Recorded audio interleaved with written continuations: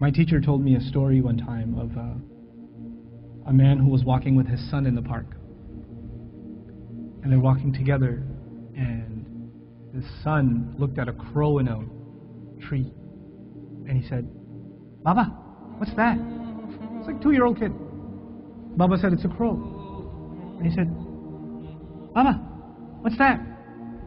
And he said, "It's a crow." "Oh, okay." "Baba, what's that?" "It's a crow." "Oh, a crow. What's that?" "It's a crow." It went on for 10 minutes. He asked him 30 times, he counted. Dad kept a score, and he put it in his little journal. "My son, today we were walking in the park, asked me about a crow 30 times. It was the cutest thing in the world." 30 years go by. The son is not 2, the son is 32. Father calls him, "Son, can I come over?" "Dad, it's not a good time right now." "Son, just bear with me. I just need like 10, 15 minutes. That's all I need. Just go for a drive. I need to talk to you about something." Whatever. You know what? Okay, fine." So he comes over, gets in the car, they go over, drive over to a park. "What's this about, Dad? Can you tell me quickly? I got things to do." "Just take a walk with me, son. It's okay." You take a walk. You see a crow in a tree. The dad says, "Son, what's that?" "Seriously, Father? It's a crow." "Oh, son, what's that?" "Is this a game? I have things to do, okay? It's a crow. You can't see, I just got you new glasses last month. Why is this happening to me? Dad, why are you so difficult? I don't understand what the problem is. Just tell me what you really want. I'm busy, okay?" The dad pulls out his journal. He says, "Son, this is something that happened 30 years ago. We were walking down this park. You saw a crow. And you asked me 30 times. And I gave you a smile every time. You couldn't handle twice. What are we giving our parents?" I'm not even bringing Allah into the picture. The fact that Allah mentioned Himself and then mentioned His parents is, you think about that. But what have they done for us and what have we done for them? What have we done for them?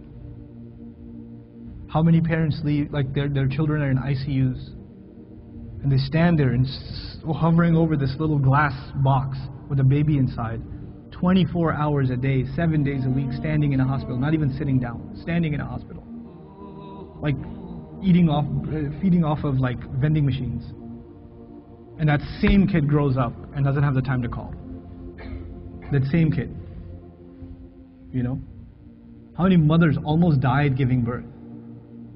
Almost died giving birth. And now it's so difficult to respond to her call. Or to just give her just a couple of minutes a day. Just let her feel a little important.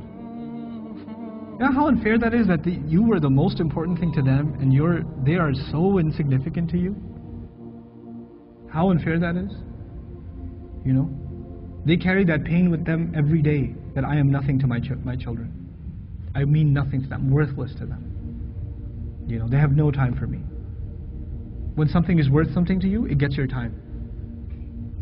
Most of you at this age, you want to just get away from your parents. You just want to be with your friends. You want to be on your own. You just don't want to be with your parents. You know?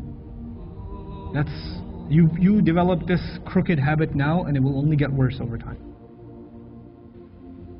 Our parents have very, very, very strong emotions. They're very protective of us. For them, you won't know this until you become a parent. For them, it doesn't matter when you turn 60, you're still their baby. They still remember changing your diaper.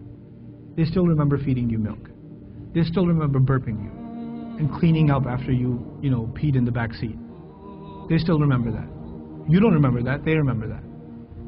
My son won't remember that. I was like, I gotta go.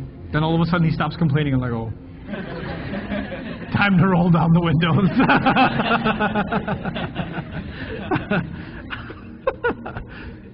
You know.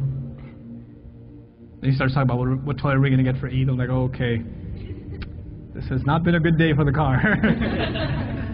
But when he's graduating college, and when one day he's getting married, and one day he has his own, he's not going to remember that. But guess who'll never forget? I'll never forget. I'll never forget carrying him into a bathroom, cleaning him up, changing his clothes. Abba, put the Spider-Man pajamas on. He won't remember any of that. I will. And that same kid, when he's talking back to me one day, when he's telling me, Dad, I just don't understand you, okay? I don't have time right now. And he does, it's gonna hurt, man. It's gonna hurt. That's what you do to your parents. That's what I do to my parents. They were our life. They gave up their life for us. Our parents gave up careers for us. Our parents gave up vacations for us.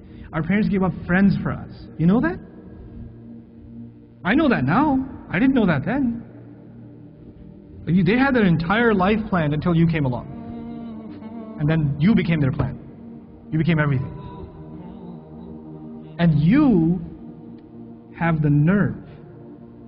One thing doesn't go your way. You hear one thing you don't want to hear. You snap back at them. It says, we're not even talking about Islam right now. We're just talking about decency, man. Just decency. What have they done for you, and what you give them back is so unfair. It is so unfair. My dad's so annoying. My mom's so this. They're always mad. They're never happy. They're this, they're that. What are you? What about you? I'm telling you, I can't say this enough times. If you don't earn your parents' du'as, nothing good will come of your life. Nothing good will come of your life if they're not happy with you. If you haven't done everything you can to make them happy. And never give them, you haven't, in all honesty, sometimes parents can be unfair. They're human beings, they can be unfair too. But if you have never, unless you have given them reason to be upset, if you've never given them a reason to be upset, then that's between them and Allah. But if you have given them a reason, then you have to ask yourself, it's bad. It's really, really bad.